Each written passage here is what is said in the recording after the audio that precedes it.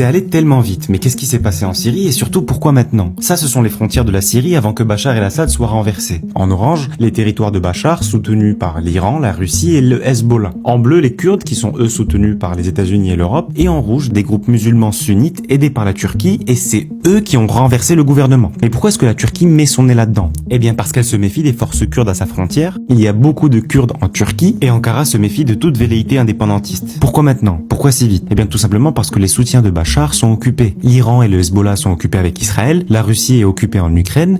Et pourquoi si vite? Tout simplement pour ne pas laisser le temps aux alliés de Bachar de s'organiser, de venir l'aider. Les grands perdants dans tout ça, c'est évidemment l'Iran et la Russie qui vient de perdre ses ports navals en Méditerranée. Les gagnants, la Turquie qui gagne évidemment en influence stratégique en Syrie et les États-Unis dans une moindre mesure parce qu'évidemment c'est un coup dur pour la Russie de Poutine. Et pour Israël, franchement, en étant complètement objectif, je pense que c'est plus compliqué qu'on ne le croit. À partir de maintenant, Israël a un facteur inconnu à sa frontière. Personne ne sait ce que va devenir la Syrie. Et c'est une source de stress et d'insécurité et même potentiellement l'ouverture d'un nouveau front pour les Israéliens. C'est plus facile pour Israël d'anticiper les actions de ses ennemis lorsqu'elle les connaît plutôt que lorsqu'elle ne les connaît pas.